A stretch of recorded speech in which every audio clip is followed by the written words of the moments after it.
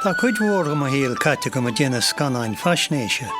Na le chéad bliana an os ó cuiú tús le créile telefíe is chláracha faoi nádúr sa tíir seo den chuid is smó ó 1963 ó chur méir fáil de RTí an stáisiún náisiúnta. Tamil an í sin chaméid tréimh si a gobar an BBC, ITV, stáisiún telefíe na Alban, na Breatan na Bige, agus le gairid an chréaltóir gailge TG4.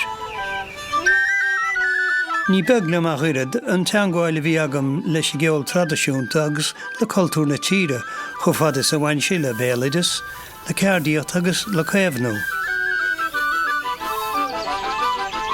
Tá fáilan é sé na gnéthe éagsúla seo an saothar go léir a gnósach Éamon deBuitléar a Cartlann Éamon.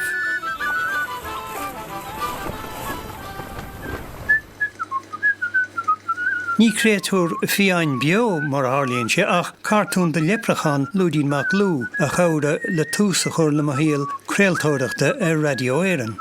Go garid ní sin, bhain Lúdín cáile a chohéin a ríist an chéad bheochan an Gaeilge ar ein stáisiún telefíe.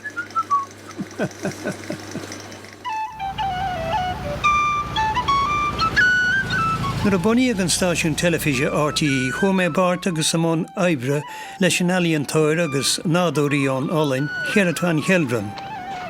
Bhfuil maithirchum a mú faoin spéir a thuairt ar a glár, sra ar an tóir ag a bobbal féchanna agus a bhí sa deire ar cheann na chláracha is fuide a bhaid is scédal an stáisiún. Fáide sa bhí sé seo ar fad a tarlú, bhí baint agam chomá na cóibrú de chinál eile ar fad. Le sean ó riada, fear ar a páirt lárnach agus fíor háachta cha phléige a nach choidú agus na bheochan na cheol radisiúnta. Bhí deise agam mar bháil de cheoltóirí hólan, tafatí sanniúla íana de chuidgan grúpa chumasach seo. Bé na tafatí a rinne mé ar fáilan is a Cartlann Éamon.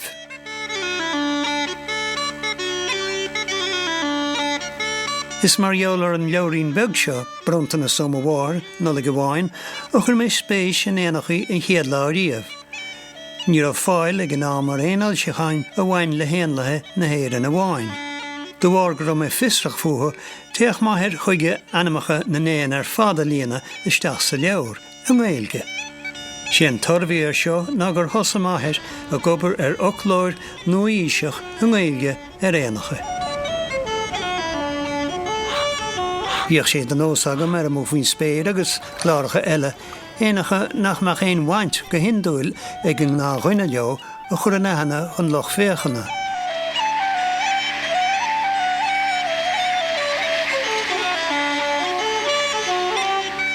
Léiríonn na scanáin sa gnósach seo an teagsmholacht doch séidse a bhaineann le hainmhithe fiáine, náthógaí agus timplachtaí na héireann.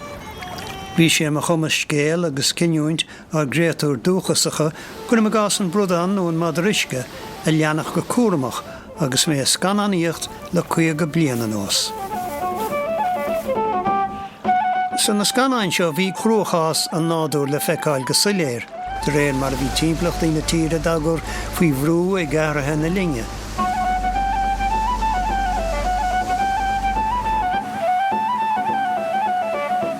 Tá géir gá le banistíoch iscinis agus é cho táhachtach mar gnéir an tail nádúr timpplaring. Gan isce úr glán sa bhíantas agus níos gaiideach an bháile be muid ar fad idir ainmhithe agus cinna daine a mhail. Chunnig mé héin minic amach tar a afhiochanna ar áhainn nuair a tú ar a bhatha ríiste.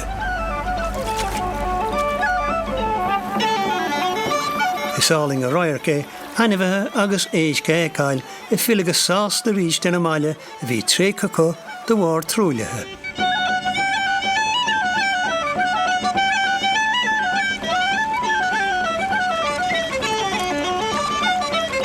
Fiúháin an rudatá imíhain fágann sé a rion na gcónaíoring.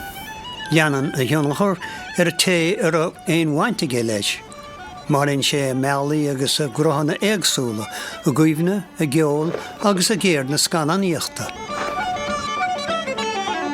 Tá súlagam leis an ábhar se a bhhaile mé ar fear a héal agus bhfuil fáil in is ar a Cartlann an Acadamh gur éireann chur le hólas daine faoin núlra agus chomá céanna le céimhnú éireachta agus tradiisiún.